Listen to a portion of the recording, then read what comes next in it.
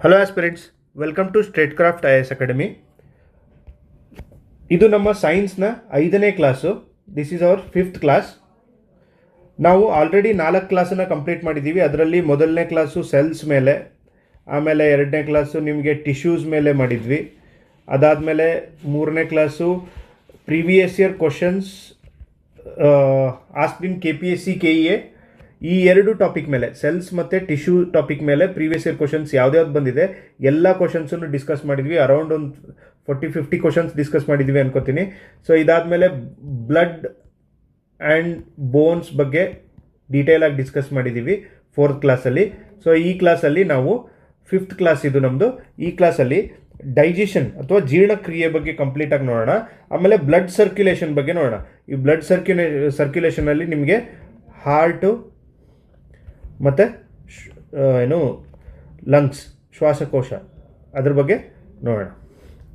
Okay, ಆಮೇಲೆ ಈ ಕ್ಲಾಸನ್ನ continue ಮಾಡೋಣ. ಇದಕ್ಕಿಂತ ಮುಂಚೆ ಒಂದು ಸ್ಮಾಲ್ ಅನೌನ್ಸ್ಮೆಂಟ್ ಏನಂತಂದರೆ, ಸ್ಟೇಟ್ಕ್ರಾಫ್ಟ್ IAS ಅಕಾಡೆಮಿ ಕಡೆಯಿಂದ ನಿಮಗೆ ಈ ಜನರಲ್ ನಾಲೆಜ್ ಅನ್ನೋ ಒಂದು ಬುಕ್ಕು ರಿಲೀಸ್ ಆಗಿದೆ. ಈ ಬುಕ್ಕಲ್ಲಿ ಏನಂದರೆ 25,000 ಪ್ರೀವಿಯಸ್ ಇಯರ್ ಕ್ವಶನ್ಸ್ನ ಕ್ವಶನ್ ಆ್ಯಂಡ್ ಆನ್ಸರ್ ಫಾರ್ಮ್ಯಾಟಲ್ಲಿ 1-ಲೈನರ್ ಕ್ವಶನ್ಸ್ಗಳು ನಿಮಗೆ KEA ಮತ್ತು KPSC ನಡೆಸುವಂಥ ಗ್ರೂಪ್ C ಎಕ್ಸಾಮಿಗೆ ಮತ್ತು group B exam, group A, even KAS ಅಲ್ಲಿ ಕೂಡ ಬಂದಿರೋಂಥ ಎಷ್ಟೋ ಕ್ವಶನ್ಸ್ಗಳನ್ನ 1-ಲೈನರ್ಸ್ ಆಗಿ ಕನ್ವರ್ಟ್ ಮಾಡಿ ಅವುಗಳ ಪ್ರಶ್ನೆ ಸಹಿತ ಉತ್ತರ ಕೂಡ ಕೊಟ್ಟಿದ್ದಾರೆ. ಸೊ ಅರೌಂಡ್ 250 ಪೇಜ್ ಇದೆ ಇದು. ಇದರಲ್ಲಿ 25,000 ಕ್ವಶನ್ನು ನಿಮಗೆ ಕವರ್ ಆಗಿದೆ. ಇದರಲ್ಲಿ ಆಲ್ಮೋಸ್ಟ್ ನಿಮಗೆ ಹಿಸ್ಟ್ರಿ, ಜಿಯೋಗ್ರಫಿ, ಪಾಲಿಟಿ ಮತ್ತು ಎನ್ವಿರಾನ್ಮೆಂಟು, ಸೈನ್ಸ್ ಆ್ಯಂಡ್ ಟೆಕ್ನಾಲಜಿ, ಇದೆಲ್ಲ ಸಬ್ಜೆಕ್ಟ್ಗಳು ಕೂಡ ಕವರ್ ಆಗಿದೆ. ಸೊ ಅದಕ್ಕೋಸ್ಕರ ನಿಮಗೆ ಈ ಬುಕ್ ಬೇಕಾಗಿದ್ದರೆ ಈ ವಿಡಿಯೋ ಕೆಳಗಡೆನೆ ನಿಮಗೆ ಸ್ಟೋರ್ದು ಲಿಂಕ್ ಇದೆ.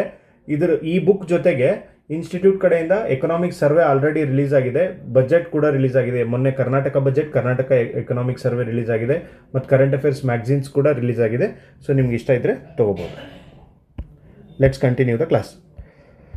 ಓಕೆ, ಜೀರ್ಣಕ್ರಿಯೆ ಆರಂಭ ಬಾಯಿಂದ. ಓಕೆ, ನಿಮಗೆಲ್ಲ ಗೊತ್ತಿರೋ ಥರ ನಾವು ಫುಡ್ಡನ್ನು ತಗೋಬೇಕಾದ್ರೆ ಬಕಲ್ ಕೆವಿಟಿ ಅಂತ ಕರೀತಾರೆ. ಈ ರೀಜನ್ನಿಗೆ ಬಕಲ್ ಕೆವಿಟಿ ಅಂತ ಕರೀತಾರೆ ಇಂಗ್ಲೀಷಲ್ಲಿ. ಸೊ ಬಕಲ್ ಕೆವಿಟಿಲಿ ಜೀರ್ಣಕ್ರಿಯೆ ಆರಂಭ ಆಗುತ್ತೆ. ಜೀರ್ಣಕ್ರಿಯೆಯಲ್ಲಿ 2 ಥರ ಜೀರ್ಣಕ್ರಿಯೆಗಳನ್ನು ನೀವು NCERT ಬುಕ್ಕಲ್ಲಿ ಮೆನ್ಷನ್ ಮಾಡಿದ್ದಾರೆ. ಯಾವ್ದ್ಯಾವುದು ಅಂದರೆ ಯಾಂತ್ರಿಕ ಜೀರ್ಣಕ್ರಿಯೆ ಮತ್ತು ರಾಸಾಯನಿಕ ಜೀರ್ಣಕ್ರಿಯೆ ಅಂತ.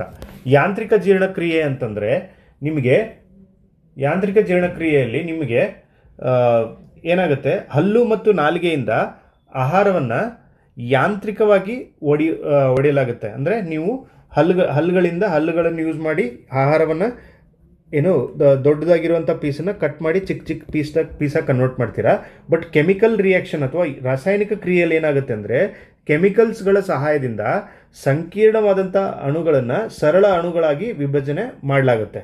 ಸೊ ಇದು ಯಾಂತ್ರಿಕ ಜೀರ್ಣಕ್ರಿಯೆ ಮತ್ತು ರಾಸಾಯನಿಕ ಜೀರ್ಣಕ್ರಿಯೆ. ಯಾಂತ್ರಿಕತೆಯಲ್ಲಿ ಏನಾಗುತ್ತೆ, ಹಲ್ಲು ಮತ್ತು ನಾಲಿಗೆಯಿಂದ ನೀವು ಆಹಾರವನ್ನು ಸಿಂಪಲ್ ಆಗಿ ಕನ್ವರ್ಟ್ ಮಾಡ್ಕೋತೀರ. ಓಕೆ, ನೆಕ್ಸ್ಟು ಬಾಯಲ್ಲಿ ಲಾಲಾಗ್ರಂಥಿಗಳು ಇರುತ್ತೆ. ಸೊ ಇದು 3 ಜೊತೆ ಲಾಲಾಗ್ರಂಥಿಗಳಿದೆ. ಇದ್ರ ಹೆಸರುಗಳೆಲ್ಲ ಕೊಟ್ಟಿದ್ದಾರೆ NCERTಲಿ. ಅದೆಲ್ಲ ನಿಮಗೆ ಎಕ್ಸಾಮಲ್ಲಿ ಬರುತ್ತೆ ಅಂದ್ಕೊಳ್ಳಲ್ಲ. ಸೊ ಇಂಪಾರ್ಟೆಂಟ್ ಅಲ್ಲ ಅನ್ಕೋತೀನಿ. ಸೊ ಅದಕ್ಕೋಸ್ಕರ ಇದನ್ನು ಕೊಟ್ಟಿಲ್ಲ. ಇದೇನಂದರೆ ಕೆಲವೊಂದು ಫ್ಯಾಕ್ಟ್ರನ್ನ ಕೇಳ್ಬೋದು. ಸೊ ನಿಮ್ಮ ಒಂದು ದಿನಕ್ಕೆ 1.5 ಲೀಟರ್ ನಿಮಗೆ ಲಾಲಾರಸ ಉತ್ಪಾದನೆ ಆಗುತ್ತೆ. ಸಲೈವಾ ಅಂತ ಏನು ಕರಿತೀರಿ ನೀವು, ಈ ಸಲೈವಾ ಒಂದು ದಿನಕ್ಕೆ 1.5 ಲೀಟರ್ನಷ್ಟು ಉತ್ಪಾದನೆ ಆಗುತ್ತೆ. ಈ ಸಲೈವಾ ಏನು ಮಾಡುತ್ತೆ, ಇದರಲ್ಲಿ ಅಮೈಲೇಸ್ ಅನ್ನೋ ಒಂದು ಕೆಮಿಕಲ್ ಇರುತ್ತೆ. ಅಮೈಲೇಸ್ ಅಂತ ಕರೀತಾರೆ. ಅಮೈಲೇಸ್ ಏನು ಮಾಡುತ್ತೆ ಅಂದರೆ ನಿಮಗೆ ಸ್ಟಾರ್ಚನ್ನು ಅಥವಾ ಪಿಷ್ಟ ಅಂತ ಏನು ಕರಿತೀರಿ ನೀವು, ಪಿಷ್ಟ ಅಂತ. ಸೊ ಈ ಪಿಷ್ಟವನ್ನು ಮಾಲ್ಟೋಸ್ ಆಗಿ ಕನ್ವರ್ಟ್ ಮಾಡುತ್ತೆ. ಇದು ಸುಮಾರು ಎಕ್ಸಾಮಲ್ಲಿ ಕೇಳಿದ್ದಾರೆ. ಸೊ ಪ್ರೀವಿಯಸ್ ಇಯರ್ ಕ್ವಶನ್ ಕೂಡ ಲಾಲಾರಸವು ಪಿಷ್ಟವನ್ನು ಏನನ್ನಾಗಿ ಕನ್ವರ್ಟ್ ಮಾಡುತ್ತೆ ಅಂತ ಆ ಥರ ಒಂದು ಸ್ಟೇಟ್ಮೆಂಟ್ ಕೊಟ್ಟಿರ್ತಾರೆ. ಪಿಷ್ಟವನ್ನು ಮಾಲ್ಟೋಸಾಗಿ ಕನ್ವರ್ಟ್ ಮಾಡುತ್ತೆ, ಫ್ರುಕ್ಟೋಸಾಗಿ ಕನ್ವರ್ಟ್ ಮಾಡುತ್ತೆ, ಗ್ಲೂಕೋಸಾಗಿ ಕನ್ವರ್ಟ್ ಮಾಡುತ್ತೆ, ಈ ಥರ ಎಲ್ಲ ಸ್ಟೇಟ್ಮೆಂಟ್ ಕೊಟ್ಟಿರ್ತಾರೆ. ಸೊ ಅದಕ್ಕೋಸ್ಕರ ನೀವು ನೋಡ್ಕೊಳ್ಳಿ, ಅಮೈಲೇಸ್ ಅನ್ನೋ ಎನ್ಸೈಮ್ ಎಲ್ಲಿರುತ್ತೆ, ಲಾಲಾಗ್ರಂಥಿಲಿರುತ್ತೆ. ಲಾಲಾರಸದಲ್ಲಿರುತ್ತೆ, ಸಲೈವಾದಲ್ಲಿರುತ್ತೆ. ಈ ಸಲೈವಾ ಏನು ಮಾಡುತ್ತೆ, ನಿಮ್ಮ ನೀವು ತಿಂದಂಥ ಆಹಾರ ಸ್ಟಾರ್ಚ್ ಏನಿರುತ್ತೆ, ಆಹಾರದಲ್ಲಿ ಸ್ಟಾರ್ಚ್ ಏನಿರುತ್ತೆ, ಈ ಸ್ಟಾರ್ಚನ್ನು ಮಾಲ್ಟೋಸ್ ಆಗಿ ಕನ್ವರ್ಟ್ ಮಾಡುತ್ತೆ. ಬಾಯಲ್ಲೇ ಅರ್ಧ ಆಹಾರ ಕನ್ವರ್ಟ್ ಆಗುತ್ತೆ. ಓಕೆ, ನೆಕ್ಸ್ಟು ನೀವು ಅಗಿದಂಥ ಎಲ್ಲ ಆಹಾರ ಬಾಯಲ್ಲೇ ನಿಮಗೆ ಒಂದು ಮಿದುವಾದ ಉಂಡೆ ಥರ ಆಗುತ್ತೆ. ಓಕೆ, ಸ್ಮಾಲ್ ಬಾಲ್ ಥರ ಆಗುತ್ತೆ. ಅದಕ್ಕೆ ಬೋಲಸ್ ಅಂತ ಕರೀತಾರೆ. ಓಕೆ, ನೆಕ್ಸ್ಟು ಆಹಾರ ಶ್ವಾಸನಾಳಕ್ಕೆ ಹೋಗದಂತೆ ತಡೆಯುವ ಸ್ನಾಯು ಯಾವುದು ಅಂದರೆ ಎಪಿಗ್ಲಾಟಿಸ್. ಇದು ನಿಮ್ಮ ಗಂಟ್ಲಲ್ಲಿ ಏನಿರುತ್ತೆ ಎಪಿಗ್ಲಾಟಿಸ್ ಅಂತ ಇರುತ್ತೆ. ನಿಮ್ಮ ಗಂಟ್ಲಲ್ಲಿ ಹಿಂಗೊಂದು ಗಂಟೆ ಇದ್ದಂಗೆ ಇರುತ್ತಲ್ಲ, ಅದಕ್ಕೆ ಎಪಿಗ್ಲಾಟಿಸ್ ಅಂತ ಕರೀತಾರೆ. ಅದೇನು ಮಾಡುತ್ತೆ, ಆಹಾರ ನಿಮ್ಮ ಶ್ವಾಸನಾಳಕ್ಕೆ ಹೋಗದೆ ಬಾಯಲ್ಲೇ ಸ್ವಲ್ಪ ಹೊತ್ತು ಡೈಜೆಷನ್ ಆಗೋ ಥರ ನಿಮಗೆ ಹೆಲ್ಪ್ ಮಾಡುತ್ತೆ. ಎಪಿಗ್ಲಾಟಿಸ್ ಆದಮೇಲೆ ನಿಮಗೆ ಪೆರಿಸ್ಟಾಲಿಸ್ಟ್ ಅಂತ ಕರೀತಾರೆ. ಅನ್ನನಾಳದಲ್ಲಿ ಆಹಾರವನ್ನು ಮುಂದೂಡುವ ಕಂಪನ ಚಲನೆ ಇದು. ಇದಾದ್ಮೇಲೆ ಏನಾಗುತ್ತೆ ಅಂದರೆ ಈಸೋಫೆಗಸ್ ಅಂತ ಒಂದು ವಾಲ್ವ್ ಇರುತ್ತೆ, ಈಸೋಫೆಗಸ್ ಅಂತ ಕರೀತಾರೆ. ಅದೇನು ಮಾಡುತ್ತೆ ಅಂದರೆ ನೀವು ಒಳಗಡೆ ಆಹಾರವನ್ನು ನುಂಗಿದ ಮೇಲೆ ಈಸೋಫೆಗಸ್ ವಾಲ್ವು ಕ್ಲೋಸ್ ಆಗಿಬಿಡುತ್ತೆ. ಅಂದರೆ ಆಹಾರ ಹೋಗಿ ಜಠರದಲ್ಲಿ ಶೇಖರಣೆ ಆಗುತ್ತೆ. ಅದು ವಾಪಸ್ ಮೇಲ್ಗಡೆ ಬರದೇ ಇರೋ ಥರ ಕಾಪಾಡುವಂಥ ವಾಲ್ ಯಾವುದು ಅಂದರೆ ಅದು ಈಸೋಫೆಗಸ್ ವಾಲ್ವ್ ಅಂತ ಕರೀತಾರೆ. ಅದಕ್ಕೆ ಅದು ಮುಂದೆ ಬರುತ್ತೆ. ಅದು ಈಸೋಫೆಗಸ್ ವಾಲ್ವ್ ಬಗ್ಗೆ ನೋಡೋಣ. ಸೊ ಇಲ್ಲಿ ಗೊತ್ತಾಯಿತು ಅನ್ಕೋತೀನಿ. ಲಾಲಾರಸ 1.5 ಲೀಟ್ರು.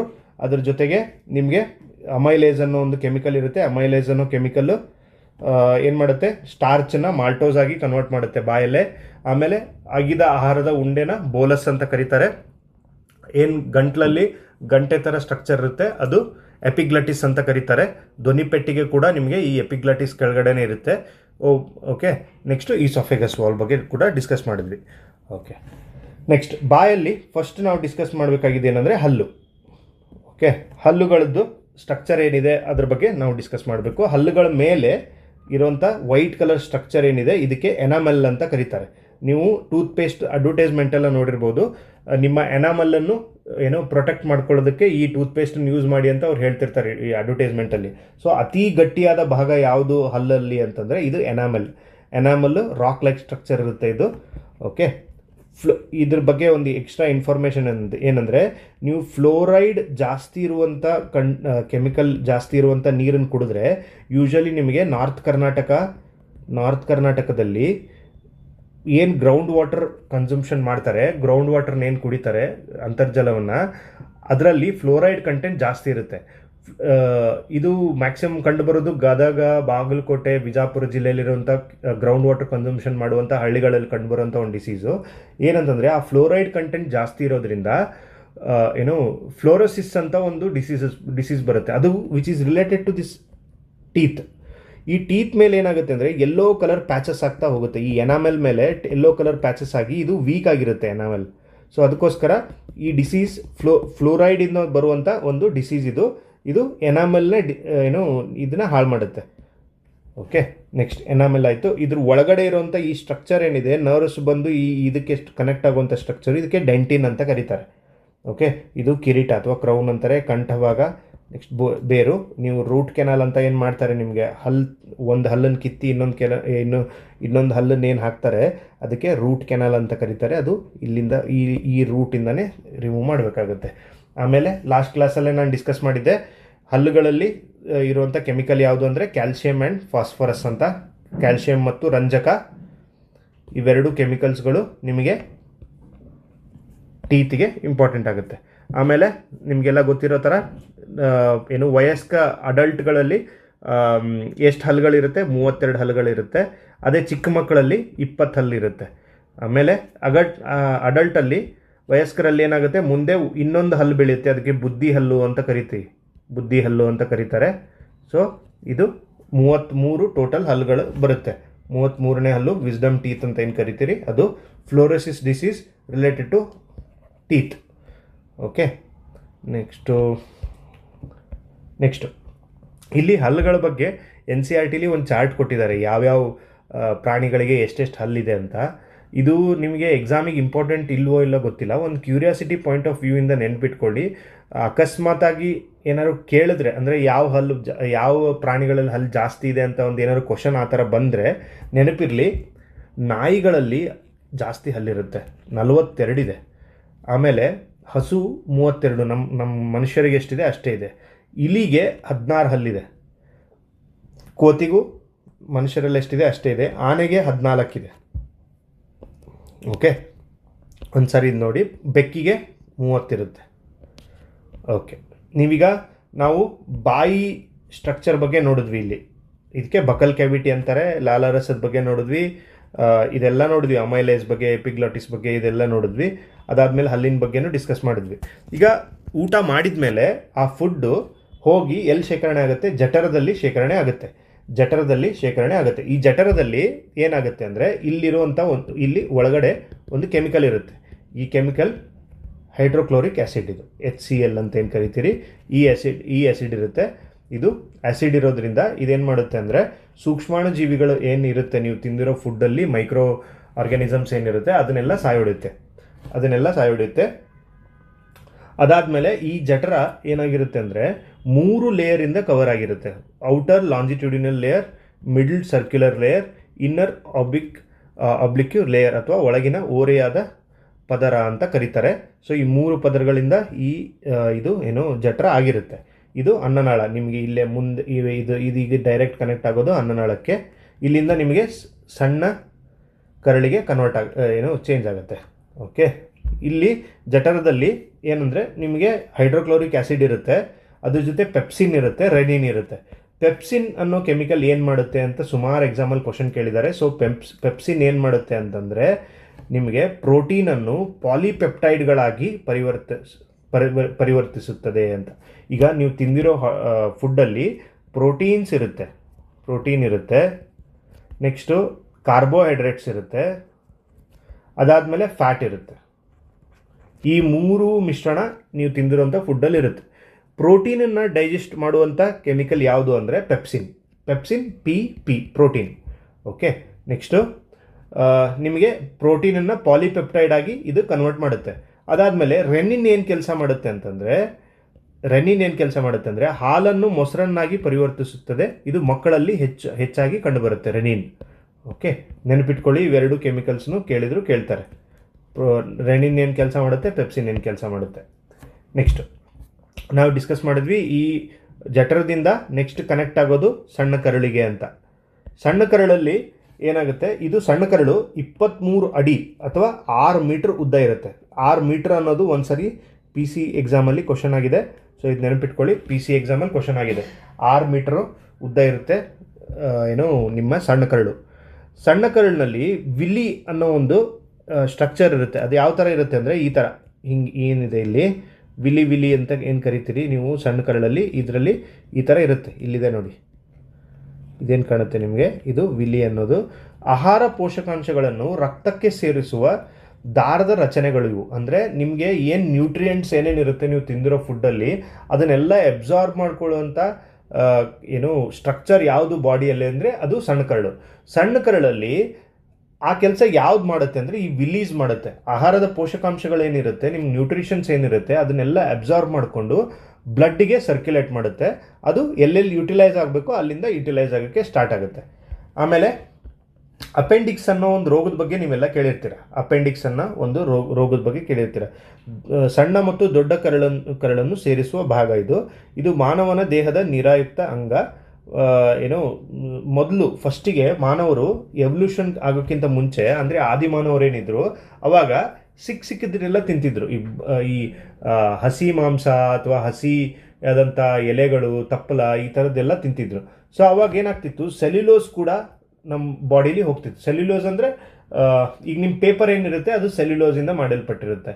ಸೊ ಅದೇ ಥರ ನೀವು ಕೆಲವೊಂದು ಕಂಟೆಂಟ್ ತಿಂದಾಗ ಅದರಲ್ಲಿ ಸೆಲ್ಯುಲೋಸ್ ಇರುತ್ತೆ. ಈಗ ಹತ್ತಿ ಬಟ್ಟೆ it is nothing but cellulose. ಅದನ್ನು ತಿಂದಾಗ ನಿಮಗೆ ಅದನ್ನು ಡೈಜೆಷನ್ ಮಾಡ್ಕೊಳ್ಳೋಂಥ ಪವರ್ ಇವತ್ತಿಗೆ ಮನುಷ್ಯನಲ್ಲಿ ಇಲ್ಲ.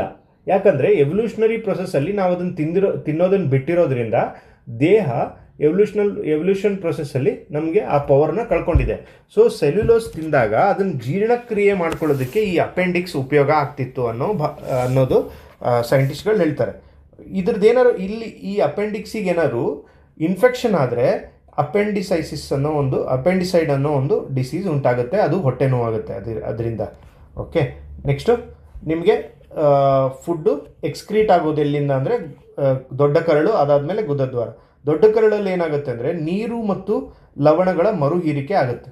ದೊಡ್ಡ ಕರಳಲ್ಲಿ ನೀರನ್ನು ಮತ್ತು ಏನು ನ್ಯೂಟ್ರಿಷನ್ಸ್ ಇರುತ್ತೆ, ಅದರ್ ನ್ಯೂಟ್ರಿಷನ್ಸ್ ಆರ್ ಮಿನರಲ್ಸ್ ಅದನ್ನೆಲ್ಲ ಎಕ್ಸ್ಟ್ರಾಕ್ಟ್ ಮಾಡಲಾಗುತ್ತೆ. ಮತ್ತೆ ದೊಡ್ಡ ಕರಳು ಎಕ್ಸ್ಟ್ರಾಕ್ಟ್ ಮಾಡುತ್ತೆ.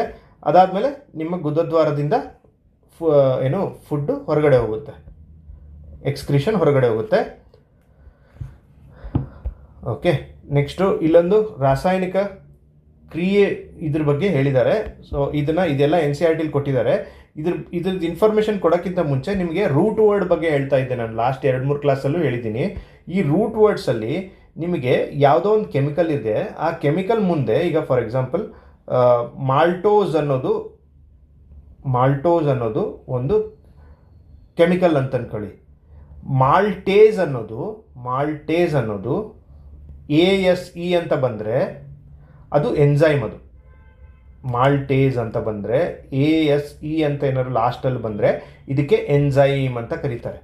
ಎನ್ಸೈಮ್. ಓಕೆ, ಎನ್ಸೈಮ್ ಅಂದರೆ ಏನು ಮಾಡುತ್ತೆ, ಇದು ಕ್ಯಾಟಲಿಸ್ಟ್ ಥರ ಕೆಲಸ ಮಾಡುತ್ತೆ. ಈ ಎನ್ಸೈಮ್ ಯಾವುದೋ ಒಂದು ಪ್ರಾಡಕ್ಟ್ ಮೇಲೆ ಆ್ಯಕ್ಟ್ ಆದರೆ ಅದು ಒಂಥರ ರಿಯಾಕ್ಟ್ ಆಗುತ್ತೆ. ಸೊ ಮಾಲ್ಟೇಸ್ ಎನ್ಸೈಮಿಂದ ಮಾಲ್ಟೋಸ್ ಆಗಿ ಕನ್ವರ್ಟ್ ಆಗುತ್ತೆ. ಮಾಲ್ಟೇಸ್ ಎನ್ಸೈಮಿಂದ ಮಾಲ್ಟೋಸ್ ಏನಾಗುತ್ತೆ ಅಂದರೆ ಗ್ಲೂಕೋಸಾಗಿ ಕನ್ವರ್ಟ್ ಆಗುತ್ತೆ. ಮಾಲ್ಟೇಸ್ ಅನ್ನೋ ಎನ್ಸೈಮು ಮಾಲ್ಟೋಸ್ ಮೇಲೆ ವರ್ಕ್ ಮಾಡಿದಾಗ ಅದು ಗ್ಲೂಕೋಸ್ ಆಗಿ ಕನ್ವರ್ಟ್ ಆಗುತ್ತೆ. ಅದೇ ಥರ ಸುಕ್ರೇಸ್ ಏನಂದರೆ ಸುಕ್ರೋಸ್ ಮೇಲೆ ಆ್ಯಕ್ಟ್ ಮಾಡಿದಾಗ ಅದು ಕೂಡ ಗ್ಲೂಕೋಸ್ ಆಗಿ ಕನ್ವರ್ಟ್ ಆಗುತ್ತೆ. ಇದನ್ನು ಎಕ್ಸಾಮಲ್ಲಿ ಕೇಳಿದ್ದಾರೆ, ಸುಮಾರು ಎಕ್ಸಾಮಲ್ಲಿ ರೀಸೆಂಟಾಗಿ ನಡೆದಿರುವಂಥ KEAದವ್ರು ನಡೆಸಿರುವಂಥ ಎಕ್ಸಾಮಲ್ಲೇ ಇದು ಕೇಳಿದ್ದಾರೆ. ಲ್ಯಾಕ್ಟೇಸ್ ಅಂತ ಇದೆ ನೋಡಿ, ಎಲ್ಲ ಏಸ್ ಅಂತ ಎಂಡ್ ಆಗ್ತಿದೆ. ಸೊ ಲ್ಯಾಕ್ಟೇಸ್ ಏನಾಗುತ್ತೆ, ಗ್ಲೂಕೋಸಾಗಿ ಕನ್ವರ್ಟ್ ಮಾಡುತ್ತೆ ಲ್ಯಾಕ್ಟೋಸನ್ನು. ಓಕೆ, ನೆಕ್ಸ್ಟು ಪೆಪ್ಟಿಡೇಸ್ ಅನ್ನೋದು ಪೆಪ್ಟೈಡ್ಗಳಾಗಿ ಕನ್ವರ್ಟ್ ಮಾಡುತ್ತೆ. ಇದು ಪ್ರೋಟೀನ್ ರಿಲೇಟೆಡ್. ಇದು ಪ್ರೋಟೀನ್ ಫೈನಲ್ ಆಗಿ ಪೆಪ್ಟೈಡ್ಗಳು ಏನಾಗುತ್ತೆ, ಫೈನಲ್ ಆಗಿ ಅಮೈನೋ ಆ್ಯಸಿಡ್ ಆಗಿ ಕನ್ವರ್ಟ್ ಆಗುತ್ತೆ. ನಾನು ಇಲ್ಲಿ ಹೇಳಿದ್ದೆ ಪಾಲಿಪೆಪ್ಟೈಡ್ ಆಗಿ ನಿಮಗೆ ಪೆಪ್ಸಿನ್ ಏನು ಮಾಡುತ್ತೆ, ಪಾಲಿಪೆಪ್ಟೈಡ್ಗಳಾಗಿ ಕನ್ವರ್ಟ್ ಮಾಡಿರುತ್ತೆ.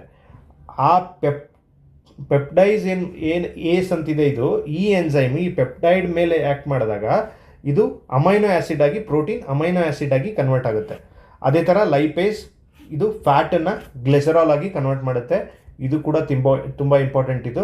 ಸೊ ನಿಮಗೆ ಫ್ಯಾಟು ಏನಾಗಿ ಕನ್ವರ್ಟ್ ಆಗುತ್ತೆ, ಗ್ಲಿಸರಾಲ್ ಆಗಿ ಕನ್ವರ್ಟ್ ಆಗುತ್ತೆ ಲೈಪೇಸಿಂದ.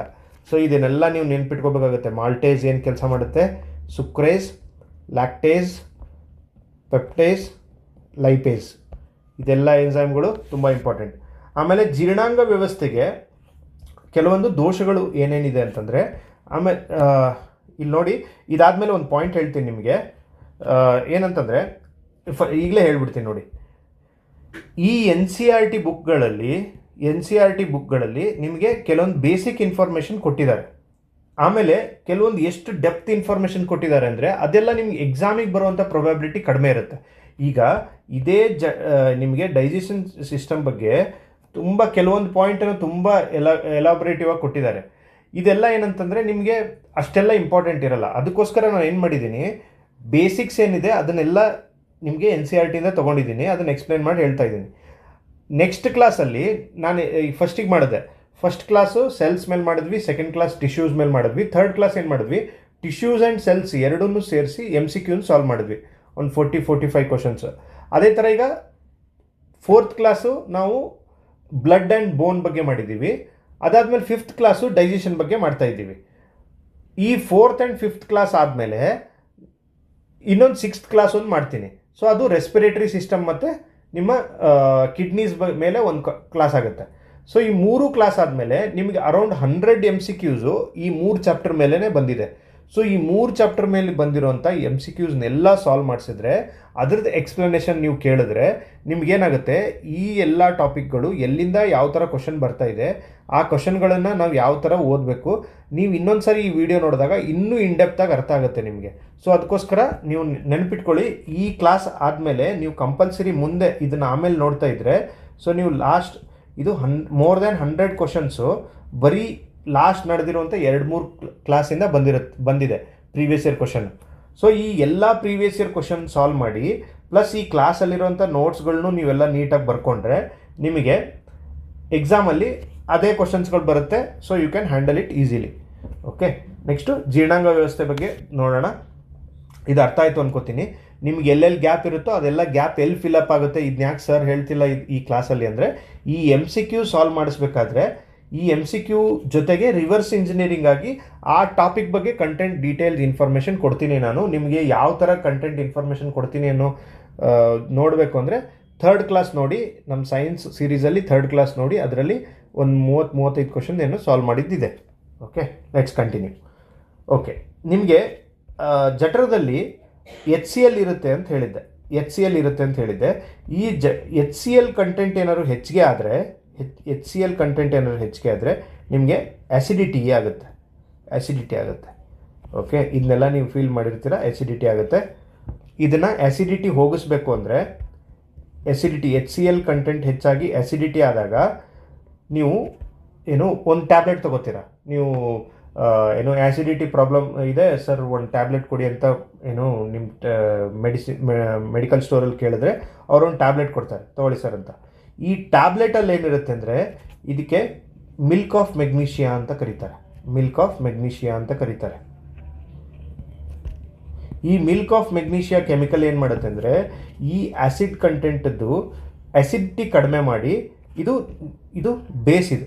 ನೀವು ಆ್ಯಸಿಡ್ಗೆ ಬೇಸನ್ನು ಮಿಕ್ಸ್ ಮಾಡಿದಾಗ ನ್ಯೂಟ್ರಲೈಸೇಷನ್ ಕಡೆ ಮೂವ್ ಆಗುತ್ತೆ ಅದು. ಸೊ ಅದಕ್ಕೋಸ್ಕರ ಮಿಲ್ಕ್ ಆಫ್ ಮೆಗ್ನೀಷಿಯಾ ಅಥವಾ ಮೆಗ್ನೀಷಿಯಂ ಹೈಡ್ರಾಕ್ಸೈಡ್ ಅಂತೇನೋ ಕರೀತಾರೆ ಇದಕ್ಕೆ. ಸೊ ಮಿಲ್ಕ್ ಆಫ್ ಮೆಗ್ನೀಷಿಯಾ ಟ್ಯಾಬ್ಲೆಟನ್ನು ತಗೊಂಡಾಗ ನಿಮ್ಗೇನಾಗುತ್ತೆ, ಆ್ಯಸಿಡಿಟಿ ಕಡಿಮೆ ಆಗುತ್ತೆ. ಸೊ ಇದು ಕೂಡ ಮಿಲ್ಕ್ ಆಫ್ ಮೆಗ್ನೀಷಿಯಾ ಮೇಲೆ ಕೂಡ ಕ್ವಶನ್ ಬಂದಿದೆ. ಸೊ ಇದು ಕೂಡ ಇಂಪಾರ್ಟೆಂಟ್, CDS ಎಕ್ಸಾಮಲ್ಲಿ ಈ ಕ್ವಶನ್ನ ಕೇಳಿದ್ದಾರೆ. Okay, next ulcer. ಅತಿಯಾದ ಆಮ್ಲೀಯತೆಯಿಂದ ಜಠರದ ಗೋಡೆಗೆ ಹಾನಿ ಉಂಟಾಗುವುದು ಅಂತ ಹೇಳಿದ್ದಾರೆ. ಸೊ ನಿಮಗೆ ಆ್ಯಸಿಡಿಟಿ ಅತಿ ಹೆಚ್ಚಾಗ್ತಾ ಹೋದರೆ ಏನು ನಿಮಗೆ ಈ ಥರ ಜಠರ ಇರುತ್ತೆ, ಇದ್ರ ಒಳಗಡೆ ಹಿಂಗೆ ಪ್ಯಾಚಸ್, ವೈಟ್ ಕಲರ್ ಪ್ಯಾಚಸ್ ಆಗುತ್ತೆ ಇಲ್ಲಿ. ಸೊ ಇದಕ್ಕೆ ಅಲ್ಸರ್ ಅಂತ ಕರೀತಾರೆ. ನಿಮಗೆ ಜಾಂಡೀಸ್ ಆದಾಗ ಈ ಅಲ್ಸರ್ ಕಂಟೆಂಟು ಜಾಸ್ತಿ ಆಗಿಬಿಟ್ಟಿರುತ್ತೆ ಹೊಟ್ಟೆಯಲ್ಲಿ. ಸೊ ಹುಣ್ಣಾಗಿರುತ್ತೆ ಅಂತ ಹೇಳ್ತಾರೆ ಕನ್ನಡದಲ್ಲಿ. ಸೊ ಹುಣ್ಣಾದಾಗ ಏನಾಗುತ್ತೆ, ಅದೇನಾದ್ರು ಇನ್ಫೆಕ್ಷನ್ ಆದರೆ ನಿಮಗೆ ತುಂಬ ತೊಂದರೆ ಆಗೋ ಚಾನ್ಸಸ್ ಇರುತ್ತೆ. ಕೆಲವೊಂದು ಟೈಮ್ ಫೇಟಲ್ ಕೂಡ, ಅಂದರೆ ಸಾವಿನ ಕಡೆ ಕೂಡ ಹೋಗ್ಬೋದು. ಸೊ ಅದಕ್ಕೋಸ್ಕರ ಕೇರ್ಫುಲ್ ಆಗಿರಬೇಕು, ಆ್ಯಸಿಡಿಟಿ ಹೆಚ್ಚಾಗದೇ ಇರೋ ಥರ ನೋಡ್ಕೋಬೇಕು. ನೆಕ್ಸ್ಟು ಅಪೆಂಡಿಸೈಡ್. ಇದ್ರ ಬಗ್ಗೆ ನಾವು ಡಿಸ್ಕಸ್ ಮಾಡಿದ್ವಿ. ಅಪೆಂಡಿಕ್ಸ್ ಭಾಗವು ಬ್ಯಾಕ್ಟೀರಿಯಾ ಸೋಂಕಿಗೆ ಒಳಗಾಗುವುದರಿಂದ ಅದು ಅಪೆಂಡಿಕ್ಸ್ ಏನಾಗುತ್ತೆ, ಬಾವು ಬರುತ್ತೆ. ಅದರಿಂದ ನಿಮಗೆ ಇನ್ಫೆಕ್ಷನ್ ಆಗಿ ಅದನ್ನು ಕಟ್ ಮಾಡಿ ತೆಗಿತಾರೆ. ಅಪೆಂಡಿಕ್ಸ್ನ ಕಟ್ ಮಾಡಿ ಹೊರಗಡೆ ತೆಗಿಬೇಕಾದಂಥ ಪರಿಸ್ಥಿತಿ ಬರುತ್ತೆ. ನೆಕ್ಸ್ಟು ಪೈಲ್ಸ್, ಮೂಲವ್ಯಾಧಿ. ಗುದದ್ವಾರದ ಭಾಗದಲ್ಲಿ ರಕ್ತಸ್ರಾವದಿಂದ ಕಾಣಿಸಿಕೊಳ್ಳುವ ರೋಗ ಇದು. ಸೊ ನಿಮಗೆ ಕಡಿಮೆ ನೀರು ಕುಡಿಯೋದು ಅಥವಾ ಹಸಿರು ತರಕಾರಿಗಳನ್ನ ತಿನ್ನದೇ ಇರೋದು, ಒಂದೇ ಕಡೆ ಕೂತ್ಕೊಳ್ಳೋದು, ಅಥವಾ ನೀವು ಎಕ್ಸಸೈಸ್ ಜಾಸ್ತಿ ಮಾಡದೇ ಇರೋದು. ಸೊ ಇದೆಲ್ಲ ಬೇರೆ ಬೇರೆ ಕಾರಣಗಳಿಂದ ಈ ಮೂಲವ್ಯಾಧಿ ಅನ್ನೋ ರೋಗ ಕೂಡ ಬರುತ್ತೆ. ಇದು ದೊಡ್ಡ ಕರಳು, ನಂತರ ಗುದದ್ವಾರಕ್ಕೆ ಸಂಬಂಧಪಟ್ಟಿದ್ದು. ನೆಕ್ಸ್ಟು ಜಾಂಡೀಸ್, ಯಕೃತ್ತಿಗೆ ವೈರಸ್ ಸೋಂಕಿನಿಂದ ಉಂಟಾಗುವ ಕಾಯಿಲೆ. ನೆಕ್ಸ್ಟು ಬೊಜ್ಜು ಮತ್ತು ಮಲಬದ್ಧತೆ. ಇದು ಕೂಡ ಅಷ್ಟೇ, ನಾವು ಇದನ್ನು ಆಲ್ರೆಡಿ ಡಿಸ್ಕಸ್ ಮಾಡಿದ್ವಿ. ಒಂದು ನಿಮಗೆ ಒಬೆಸಿಟಿ, ಇನ್ನೊಂದು ಮಲಬದ್ಧತೆ. ದೇಹದ ಅತಿಯಾದ ಗಾತ್ರ ಮತ್ತು ನೀರಿನ ಅಂಶ ಕಡಿಮೆಯಾಗುವುದರಿಂದ ಈ ಸಮಸ್ಯೆಗಳು ಉಂಟಾಗುತ್ತವೆ. ಓಕೆ, ಇಲ್ಲಿಗೆ ನಮ್ಮದು ಇದು ಜೀರ್ಣಕ್ರಿಯೆದು ಬೇಸಿಕ್ಸ್ ಮುಗೀತು. ಎಲ್ಲ ಕಂಪ್ಲೀಟ್ ಆಗಿಲ್ಲ. ಉಳಿದಿದ್ದ ಕಂಟೆಂಟ್ ಎಲ್ಲ ನಿಮಗೆ MCQಗಳ ಮೂಲಕ ಕಂಪ್ಲೀಟ್ ಆಗುತ್ತೆ. ಓಕೆ, ನೆಕ್ಸ್ಟು ಇಲ್ಲಿಗೆ ನಿಮ್ಮದು ಈ ಜೀರ್ಣಕ್ರಿಯೆ ಬಗ್ಗೆ ಮುಗೀತು. ನೆಕ್ಸ್ಟ್ ನಾವು ಹಾರ್ಟ್ ಬಗ್ಗೆ ನೋಡೋಣ. ಡಿಫ್ರೆಂಟ್ ಅಂಗಗಳೇನಿದೆ ದೇಹದಲ್ಲಿ, ಅದ್ರ ಬಗ್ಗೆ ಡಿಸ್ಕಸ್ ಮಾಡೋಣ. ಓಕೆ, ಹಾರ್ಟಿನ ಬಗ್ಗೆ ಡಿಸ್ಕಸ್ ಮಾಡೋದಾದರೆ, ಹೃದಯ, ಕೆಲವೊಂದು ಭೌತಿಕ ಲಕ್ಷಣಗಳನ್ನು ನೋಡೋಣ. ಗಂಡಸರಲ್ಲಿ 350 ಗ್ರಾಮ್ ಇರುತ್ತಂತೆ, ಅಂದಾಜು 350 ಗ್ರಾಮು ಹಾರ್ಟ್ ಇರುತ್ತೆ. ಹೆಂಗಸರಲ್ಲಿ 280 ಗ್ರಾಮ್ಸ್ ಇರುತ್ತೆ. ಸೊ ಇದನ್ನು ಕಂಪ್ಯಾರಿಟಿವ್ ಕೊಡ್ತಾರೆ. ಸೊ ಇಲ್ಲಿ ಏನು ಮಾಡ್ತಾರೆ, ಸ್ಟೇಟ್ಮೆಂಟ್ ಕೊಡಬೇಕಾದ್ರೇ ಗಂಡಸರಲ್ಲಿ ಹಾರ್ಟಿನ ತೂಕ, ಹೃದಯದ ತೂಕ ಹೆಂಗಸರಿಗಿಂತ ಹೆಚ್ಚಾಗಿದೆ ಅಂತ ಹೇಳಿದಾಗ ಕರೆಕ್ಟ್ ಆಗುತ್ತೆ ಸ್ಟೇಟ್ಮೆಂಟು. ಆಮೇಲೆ ಗಾತ್ರ 12 ಸೆಂಟಿಮೀಟರ್ ಇರುತ್ತಂತೆ. ಸೊ ಎಡಗೈ ಮುಷ್ಟಿಯ ಗಾತ್ರ, ಎಲ್ಲರದು ಅವ್ರವ್ರ ಎಡಗೈ ಮುಷ್ಟಿಯಷ್ಟು ಗಾತ್ರ ಹಾರ್ಟ್ ಇರುತ್ತೆ. ನೆಕ್ಸ್ಟು ಈ ಹಾರ್ಟಿನ ಸುತ್ತು ಪೆರಿಕಾರ್ಡಿಯಮ್ ಅಂತ ಎರಡು ಲೇಯರ್ ಇರುತ್ತೆ. ಈ ಥರ 2 ಲೇಯರ್ ಇರುತ್ತೆ.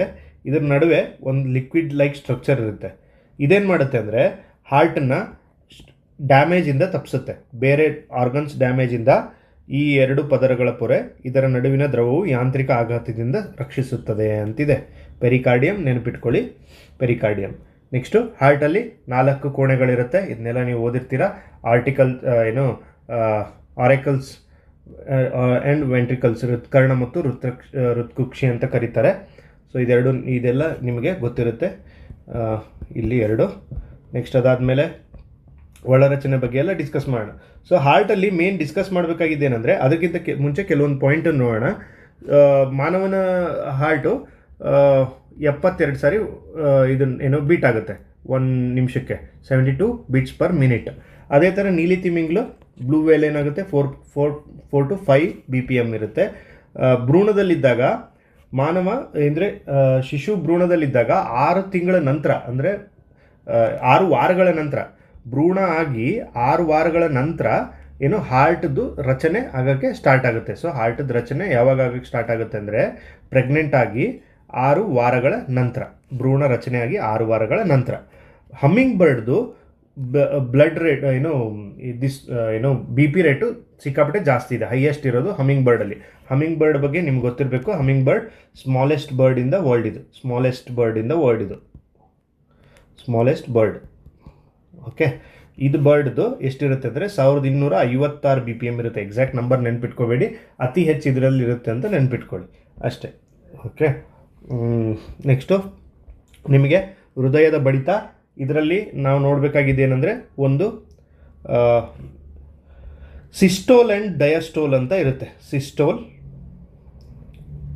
ಆ್ಯಂಡ್ ಡಯಾಸ್ಟೋಲ್ ಏನಪ್ಪ ಇದೆರಡು ಅಂದರೆ, ಸಿಸ್ಟೋಲಲ್ಲಿ ಏನಾಗುತ್ತೆ, ಬಲವಾದ ಸಂಕುಚನೆ ಆಗುತ್ತೆ, ಅಂದರೆ ಬ್ಲಡ್ಡು ಹೊರಗಡೆ ಹೋಗುತ್ತೆ, ಹಾರ್ಟಿಂದ ಹೊರಗಡೆ ಪಂಪ್ ಆಗುತ್ತೆ ಇದರಲ್ಲಿ. ಡಯಾಸ್ಟೋಲಲ್ಲಿ ಏನಾಗುತ್ತೆ ಅಂತಂದರೆ ಬ್ಲಡ್ಡು ಒಳಗಡೆ ತಗೊಳುತ್ತೆ. ಓಕೆ, ನೀವೇನು ಲಬ್ ಡಬ್ ಅಂತ ಸೌಂಡ್ ಇರುತ್ತೆ, ಅದರಲ್ಲಿ ಒಂದು ಸಿಸ್ಟೋಲ್ ಇರುತ್ತೆ, ಒಂದು ಡಯಾಸ್ಟೋಲ್ ಇರುತ್ತೆ.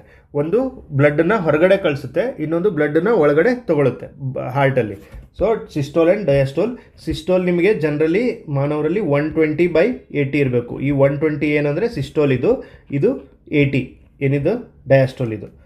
ಓಕೆ, ಇದು ನಾರ್ಮಲ್ ಹ್ಯೂಮನ್ ಬೀಯಿಂಗ್ ಇದ್ದರೆ ಅವರಲ್ಲಿ ಇದಿಷ್ಟಿರುತ್ತೆ. ಸಿಸ್ಟೋಲ್ 120 ಟೈಮ್ ಬೀಟ್ ಆಗುತ್ತೆ.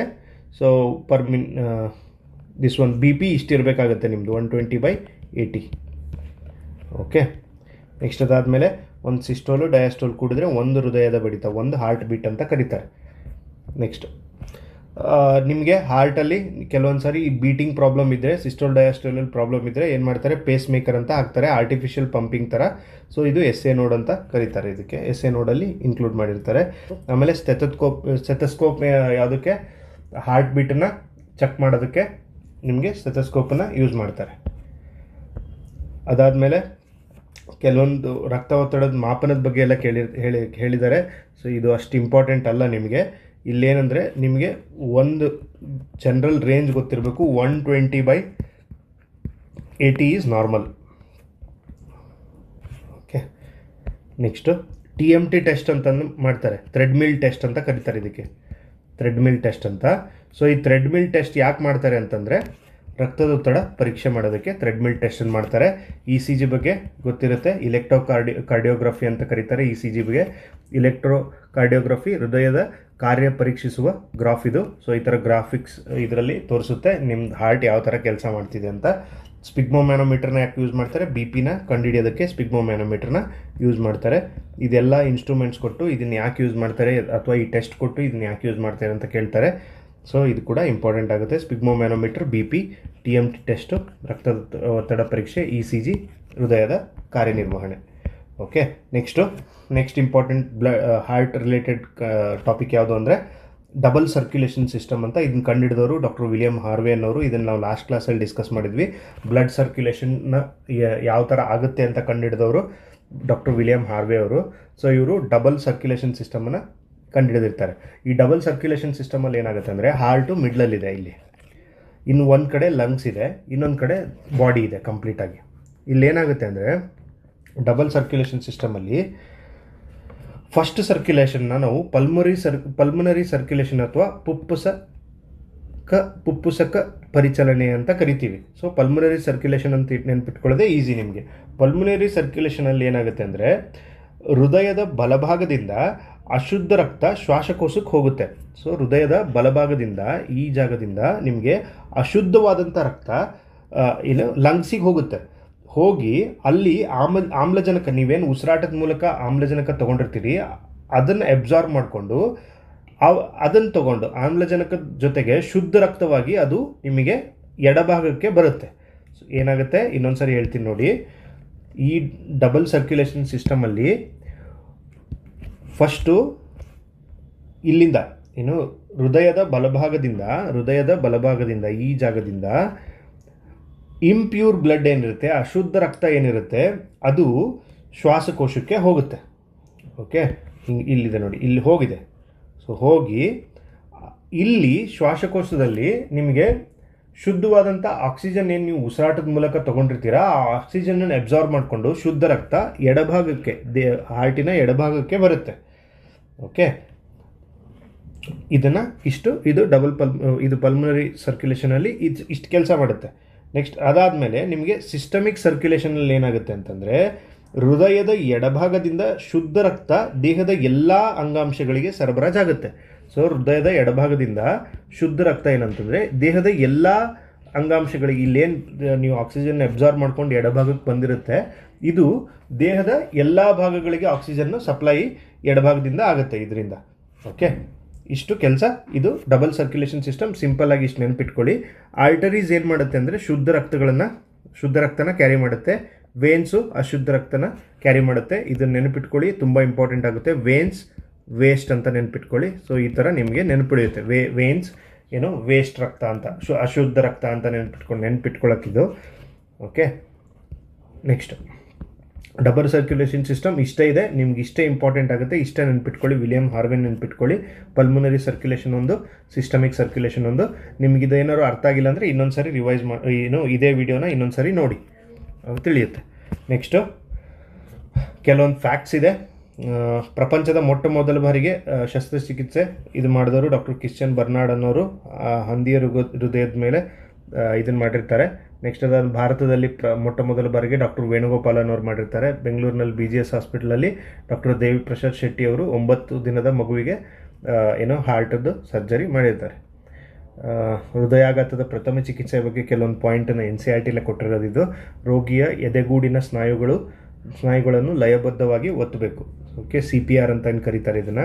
ಸೊ ನೀವು ಏನಾದ್ರು ಹಾರ್ಟ್ ಅಟ್ಯಾಕ್ ಆದಾಗ ಎರಡೂ ಕೈಗಳಿಂದ ಎದೆಗೂಡಿನ ಮಧ್ಯಭಾಗದಲ್ಲಿ ನೀವು ಜೋರಾಗಿ ಒತ್ತಬೇಕಾಗುತ್ತೆ. ಸೊ ಅದು ಪ್ರಥಮ ಚಿಕಿತ್ಸೆಯ ಮೊದಲನೇದು. ಆಮೇಲೆ ಕೃತಕ ಉಸಿರಾಟವನ್ನು ಒದಗಿಸ್ಬೇಕು. ಆಮೇಲೆ ವೈದ್ಯಕೀಯ ನೆರವು. ಓಕೆ, ನೆಕ್ಸ್ಟು ಈ ಆರ್ಟರೀಸ್ ವೇನ್ಸ್ ಬಗ್ಗೆ ಕೆಲವೊಂದು ಇನ್ಫಾರ್ಮೇಷನ್ ಕೊಟ್ಟಿದ್ದಾರೆ. ಆರ್ಟರೀಸ್ ಏನಾಗಿರುತ್ತೆ, ನಿಮಗೆ ದಪ್ಪ ಭಿತ್ತಿಯನ್ನು ಅಂದರೆ ವಾಲ್ನ ಹೊಂದಿರುತ್ತೆ. ರಕ್ತವನ್ನು ಹೃದಯದಿಂದ ದೇಹದ ಭಾಗಗಳಿಗೆ ಕೊಂಡೊಯ್ಯುತ್ತವೆ ಇವು. ಓಕೆ, ಇವುಗಳಲ್ಲಿ ಕವಾಟಗಳು ಇರುವುದಿಲ್ಲ, ಬ್ಲಾಕ್ಸ್ ಇರೋದಿಲ್ಲ ಇದರಲ್ಲಿ. ಇದು ತೆಳು ಭಿತ್ತಿಯನ್ನು ಹೊಂದಿದೆ. ವೇನ್ಸು ತೆಳು ಭಿತ್ತಿಯನ್ನು ಹೊಂದಿದೆ. ಸೊ ಇದು ದಪ್ಪ ಭಿತ್ತಿಯನ್ನು ಹೊಂದಿದೆ. ಇವೆರಡರ ನಡುವೆ ಡಿಫ್ರೆನ್ಸನ್ನು ಕೇಳ್ತಾರೆ. ವೇನ್ಸಲ್ಲಿ ಏನಾಗುತ್ತೆ, ದೇಹದ ಎಲ್ಲ ಭಾಗಗಳಿಂದ ರಕ್ತವನ್ನು ಹೃದಯಕ್ಕೆ ತರುತ್ತೆ ವೇನ್ಸ್. ಸೊ ನಾವು ವೇನ್ಸ್ ವೇಸ್ಟ್ ಅಂತ ಹೇಳಿದ್ವಲ್ಲ. ಸೊ ದೇಹದ ಎಲ್ಲ ಭಾಗಗಳಿಂದ ಅಶುದ್ಧ ರಕ್ತವನ್ನು ನಿಮಗೆ ಹೃದಯಕ್ಕೆ ತೊಗೊಂಬರುತ್ತೆ. ಇದು ಅಶುದ್ಧ ರಕ್ತ ಏನಾಗುತ್ತೆ ಅಲ್ಲಿಂದ ಲಂಗ್ಸಿಗೆ ಹೋಗುತ್ತೆ. ಲಂಗ್ಸಲ್ಲಿ ಆಕ್ಸಿಜನ್ ಅಬ್ಸಾರ್ಬ್ ಮಾಡಿಕೊಂಡು ವಾಪಸ್ ಎಡಭಾಗಕ್ಕೆ ಹೃದಯದ ಎಡಭಾಗಕ್ಕೆ ಬರುತ್ತೆ. ಅಲ್ಲಿಂದ ಏನಾಗುತ್ತೆ ಆರ್ಟರೀಸ್ ಥ್ರೂ ಎಲ್ಲ ಕಡೆ ಸ್ಪ್ರೆಡ್ ಆಗುತ್ತೆ ಮತ್ತೆ. ಓಕೆ, ಇಷ್ಟೇ. ರಕ್ತ ಹಿಮ್ಮುಖವಾಗಿ ಹರಿಯದಂತೆ ತಡೆಯಲು ಕವಾಟಗಳಿವೆ. ಇಲ್ಲಿ ಕವಾಟಗಳಿವೆ. ಕವಾಟ ಅಂದರೆ ಇಲ್ಲಿದೆ ನೋಡಿ, ಈ ಸ್ಟ್ರಕ್ಚರ್ಗೆ ಕವಾಟ ಅಂತ ಕರೀತಾರೆ. ನೆಕ್ಸ್ಟ್ ಅಭಿಧಮನಿಗಳನ್ನು ಸೇರಿಸುವ ಜಾಲಕ್ಕೆ ಕ್ಯಾಪಿಲರೀಸ್. ಇದಷ್ಟು ಇಂಪಾರ್ಟೆಂಟ್ ಅಲ್ಲ. ಮನುಷ್ಯನ ದೇಹದಲ್ಲಿ ಸುಮಾರು 9,000 ಮೈಲಿಗಳಷ್ಟು ಉದ್ದದ ಲೋಮನಾಳಗಳಿವೆ ಅಂತ ಪಾಯಿಂಟ್ ಇದೆ. ನೆಕ್ಸ್ಟ್ ಇಲ್ಲಿಗೆ ನಮ್ಮದು ಟಾಪಿಕ್ ಮುಗಿಯುತ್ತೆ. ಬಟ್ ಇಲ್ಲೊಂದು ಸ್ವಲ್ಪ ಎಕ್ಸ್ಟ್ರಾ ಟಾಪಿಕ್ಸ್ ಇದೆ, ಇದನ್ನು ಕೂಡ ಕೇಳ್ಬೋದು. ನಿಮಗೆ ಕವಾಟ ಅಂದರೆ ಬ್ಲಾಕೇಜ್ ಏನಾಗಿರುತ್ತೆ ಹಾರ್ಟಲ್ಲಿ, ಕೆಲವೊಂದು ಸರಿ ಹಾರ್ಟ್ ಬ್ಲಾಕ್ ಆಗಿದೆ ಅಂತ ಹೇಳ್ತಾರಲ್ಲ. ಸೊ ಅದಕ್ಕೆ ಲೇಸರ್ ಚಿಕಿತ್ಸೆ ಮೂಲಕ ಅದನ್ನು ಗುಣಪಡಿಸ್ತಾರೆ. ನೆಕ್ಸ್ಟು ನಿಮಗೆ ಬ್ಲೂ ಬೇಬಿ ಸಿಂಡ್ರೋಮ್ ಅಂತ ಒಂದು ಇದನ್ನು ಕೇಳಿರ್ತೀರ ನೀವು. ಏನಾಗುತ್ತೆ, ರಕ್ತದಲ್ಲಿ ನೈಟ್ರೇಟ್ ಕಂಟೆಂಟ್ ಜಾಸ್ತಿ ಆದಾಗ ಬ್ಲೂ ಬೇಬಿ ಸಿಂಡ್ರೋಮ್ ಬರುತ್ತೆ. ಇದು ನೆನ್ಪಿಟ್ಕೊಳ್ಳಿ, which is related to heart. Okay. Next septum ರಂಧ್ರ ಅನ್ನೋದು ಇನ್ನೊಂದು ಹಾರ್ಟ್ ಡಿಸೀಸಸ್ ಬಗ್ಗೆ ಕೆಲವೊಂದು ಮೆನ್ಷನ್ ಮಾಡಿದ್ದಾರೆ ಅಷ್ಟೇ. ಹಾರ್ಟ್ ಹೆಲ್ತ್ಗೋಸ್ಕರ ನೀವು ವ್ಯಾಯಾಮ, ಯೋಗ, ಧ್ಯಾನಗಳ ಮೂಲಕ ಹಾರ್ಟ್ದು ಹೆಲ್ತ್ನ ಕಾಪಾಡ್ಕೋಬೋದು ಅಂತ ಪಾಯಿಂಟನ್ನು ಕೊಟ್ಟಿದ್ದಾರೆ. ಸೊ ಇಲ್ಲಿಗೆ ನಮ್ಮದು ಹಾರ್ಟ್ ಆ್ಯಂಡ್ ಇನ್ನೊಂದು ಡೈಜೆಸ್ಟಿವ್ ಸಿಸ್ಟಮ್ ಬಗ್ಗೆ ಬ್ರೀಫಾಗಿ ನೋಡಿದ್ದೀವಿ. ನೆಕ್ಸ್ಟ್ ಕ್ಲಾಸಲ್ಲಿ ಏನು ಮಾಡೋಣ ಅಂದರೆ ರೆಸ್ಪಿರೇಟರಿ ಸಿಸ್ಟಮ್ ಬಗ್ಗೆ ಕಂಪ್ಲೀಟಾಗಿ ನೋಡೋಣ. ಅದ್ರ ಜೊತೆಗೆ ಎಕ್ಸ್ಕ್ರೀಷನ್, ಕಿಡ್ನೀಸ್ ಬಗ್ಗೆ ಡೀಟೇಲಾಗಿ ನೋಡೋಣ. ಸೊ ಅಲ್ಲೇನಾಗುತ್ತೆ, major points related to digestive system ಮುಗಿಯುತ್ತೆ. ಅದಾದಮೇಲೆ MCQ ಡಿಸ್ಕಸ್ ಮಾಡೋಣ. ನೆಕ್ಸ್ಟ್ ಕ್ಲಾಸಲ್ಲಿ ಅದಾದಮೇಲೆ ಏನು ಮಾಡೋಣ ಅಂತಂದರೆ ನಿಮಗೆ ಇನ್ನೂ ಕೆಲವೊಂದು ಟಾಪಿಕ್ಸ್ ಇದೆ. ಲಿವರ್ ಬಗ್ಗೆ ಡಿಸ್ಕಸ್ ಮಾಡಿಲ್ಲ, ಆಮೇಲೆ ನಿಮ್ಮ ಪ್ಯಾಂಕ್ರಿಯಾಸ್ ಬಗ್ಗೆ ಡಿಸ್ಕಸ್ ಮಾಡಿಲ್ಲ, ಇನ್ಸುಲಿನ್ ಬಗ್ಗೆ ಡಿಸ್ಕಸ್ ಮಾಡಿಲ್ಲ ನಾನು. ಸೊ ಅವೆಲ್ಲ ಏನು ಟಾಪಿಕ್ಸ್ ಇದೆ, ಬೇರೆ ಬೇರೆ ಬೇರೆ ಟಾಪಿಕ್ಸು, ಸ್ಪ್ಲೀನ್ ಏನು ಕೆಲಸ ಮಾಡುತ್ತೆ ಅಂತ ಡಿಸ್ಕಸ್ ಮಾಡಿಲ್ಲ. ಸೊ ಇದೆಲ್ಲ ಟಾಪಿಕ್ಸನ್ನು ಒಂದು ಕ್ಲಾಸಲ್ಲಿ ಉಳಿದಿದ್ದ ಎಲ್ಲ ಅಂಗಾಂಶಗಳನ್ನು ಡಿಸ್ಕಸ್ ಮಾಡಿದ್ರೆ so human digestive system and human body ಬಗ್ಗೆ ನಿಮಗೆ ಡೀಟೇಲಾಗಿ ಮುಗಿಯುತ್ತೆ. ಸೊ ಇಲ್ಲಿಗೆ ನಿಮ್ಮದು ಬಯಾಲಜಿ 70% ಮುಗ್ದಂಗೆ ಆಗುತ್ತೆ ಅವೆಲ್ಲ ಕ್ಲಾಸ್ ಆದಮೇಲೆ. ಆಮೇಲೆ ಏನು ಮಾಡೋಣ, MCQ ಡಿಸ್ಕಸ್ ಮಾಡೋಣ, ಮತ್ತು ಉಳಿದಿರುವಂಥ ಅಪ್ಲೈಡ್ ಬಯಾಲಜಿ ಕ್ಲಾಸಸ್ಸನ್ನು ಕಂಟಿನ್ಯೂ ಮಾಡೋಣ. ಅಪ್ಲೈಡ್ ಬಯಾಲಜಿ ಕ್ಲಾಸಸ್ಸನ್ನು ಕಂಟಿನ್ಯೂ ಮಾಡಿ ಇದನ್ನು ಬಯಾಲಜಿ ಮುಗಿಸೋಣ. ಆಮೇಲೆ ಫಿಸಿಕ್ಸಿಗೆ ಅಥವಾ ಕೆಮಿಸ್ಟ್ರಿಗೆ ಸಬ್ಜೆಕ್ಟಿಗೆ ಮೂವ್ ಆಗೋಣ. ನಿಮಗೆ ಈ ವಿಡಿಯೋ ಇಷ್ಟ ಆದರೆ ಪ್ಲೀಸ್ ಲೈಕ್ ಮಾಡಿ, ಕಮೆಂಟ್ ಮಾಡಿ, ಏನಾದರೂ ಸಜೆಷನ್ಸ್ ಇದ್ದರೆ. Thank you.